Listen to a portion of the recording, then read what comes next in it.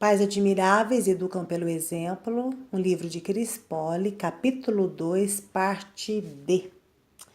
O apóstolo Pedro registrou que, pelo fato de o pai ter falado isso de seu filho, este é o meu filho amado em quem me agrado, Cristo recebeu honra e glória da parte de Deus Pai. Honrando nossos filhos, os estaremos alegrando, demonstrando alegria pelo fato de amarmos nossas crianças e nos agradarmos delas, as faremos ver como são importantes, apesar de toda a sua imperfeição. E isso as fará se alegrar, independentemente de possuírem qualquer coisa. Nossa alegria por termos os filhos que temos os fará serem alegres. Nosso contentamento neles lhes ensinará a viver a piedade com contentamento. Se já sabemos que amando se ensina a amar, descobrimos agora que, ao nos alegrarmos, ensinamos nossos filhos a se alegrar.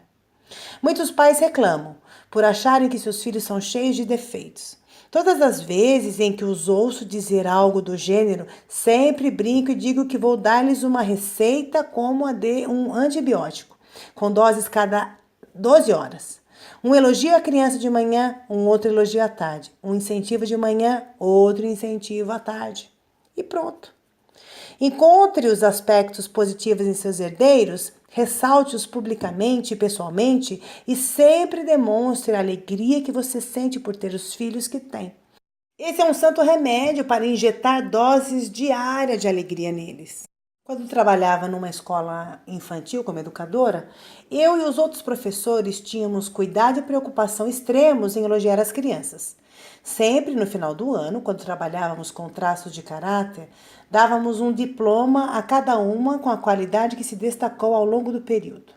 Geralmente era algo que ela não demonstrava ter antes, mas que trabalhou e desenvolveu ao longo do ano. Nunca se deve mentir, inventar uma característica inexistente. É preciso encontrar um traço de caráter na criança para elogiar de acordo com as qualidades que ela de fato tem. Caso você não encontre um aspecto que se destaque para elogiar, elogie pela cor do olho, pelo cabelo bem penteado, ou o que for. Encontre algo para que a criança entenda o valor de um elogio. Se ela não fizer nada que seja bom, você pode até mesmo elogiar um abraço que ela deu. É um exercício que os pais também têm de se disciplinar para fazer disso um hábito.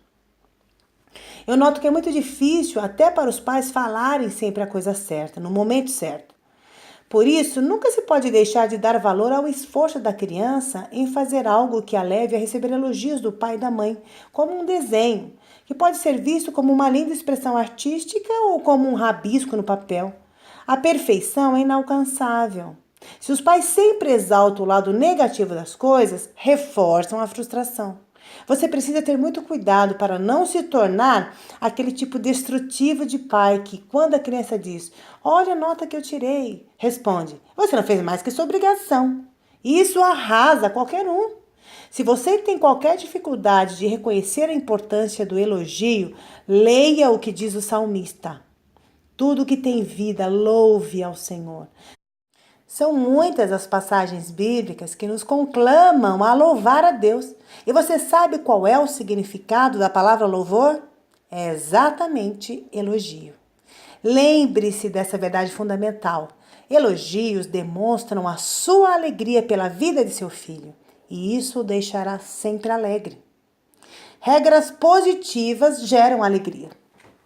Muita gente acredita que a crítica é a melhor via para se educar uma criança, que isso agiria como um estímulo.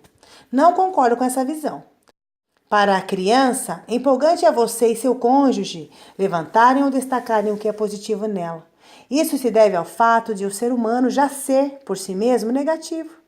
Ele já é naturalmente predisposto a reprovar e ameaçar, muito mais do que a animar, estimular e aprovar.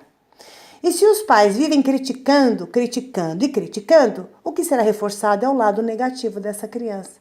E isso vai colaborar para fazer dela um indivíduo triste e cheio de complexos, um adulto sem alegria. Não quero dizer que os pais devem aprovar e elogiar tudo que a criança faz. O que está em discussão aqui é a maneira como vão criticar. Sempre insisto na importância de se estabelecer regras.